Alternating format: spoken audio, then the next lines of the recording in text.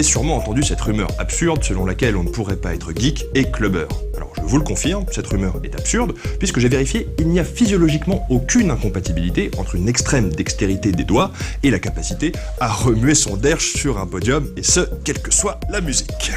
D'ailleurs, comme l'a très intelligemment fait remarquer le professeur Larson de Cambridge dans son ouvrage Call of Duty Nightclub Edition, il existe même un parallèle entre les deux univers, puisqu'on peut tout à fait camper près du bar et fraguer aux toilettes. Mais pour en revenir au problème qui nous occupe, sachez que cette rumeur part avant tout d'un stéréotype éhonté, selon lequel après 10 heures consécutives sur Zelda, on est forcément en jogging, t-shirt usé avec des yeux rouges de lapin albinos. Alors forcément, avec une telle description, pas facile de rentrer en boîte. Mais nous allons voir que tout vigile peut être feinté à condition de passer en mode chasseur.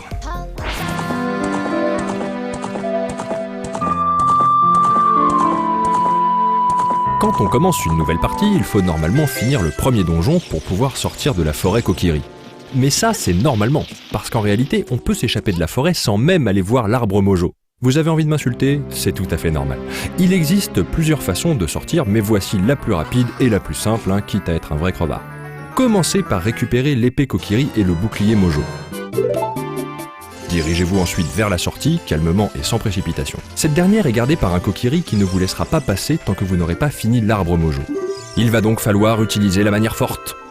Placez-vous à droite de la sortie, le plus proche possible du mur et du Kokiri.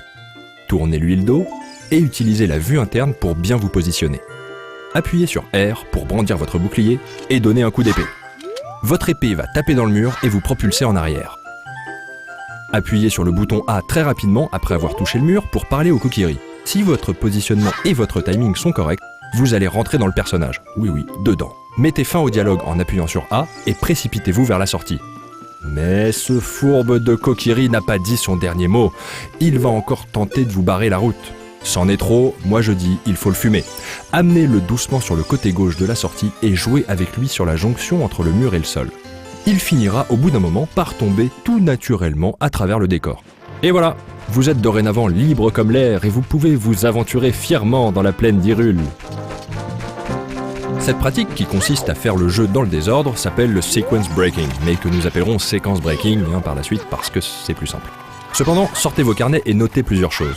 Tout d'abord, le vil Kokiri n'est pas mort pour autant. Il reviendra inexorablement vous bloquer la route à chaque passage, vous obligeant à refaire le glitch à chaque fois.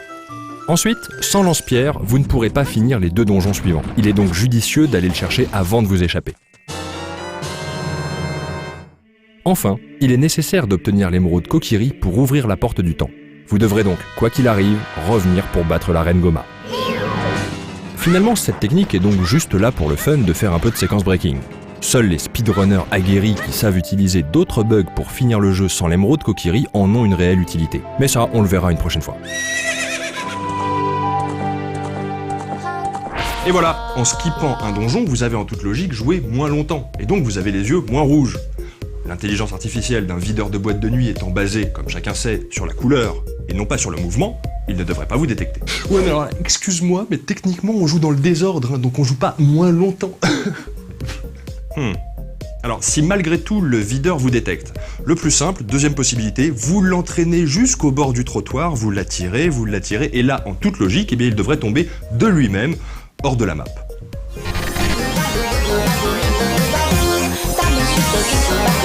Body hot.